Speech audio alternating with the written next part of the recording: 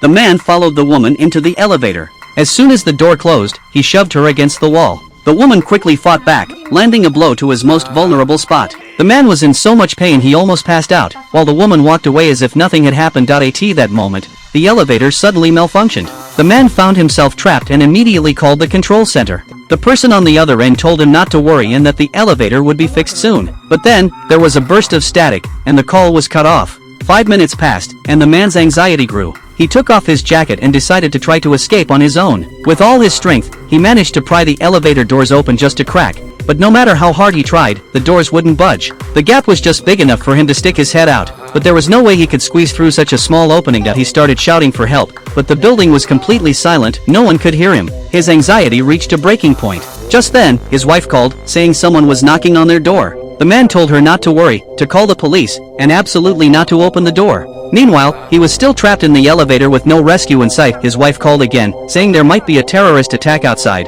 and everything was in chaos. The man quickly checked the news and saw that the city had been overrun by zombies. Suddenly, he saw a group of people running past the elevator, but no one noticed his desperate cries. Then, the woman from earlier stumbled back toward the elevator, her face filled with terror as she tried to climb toward it. But it seemed like something was pulling her back. The man desperately reached out and grabbed her arm, but he was powerless to save her.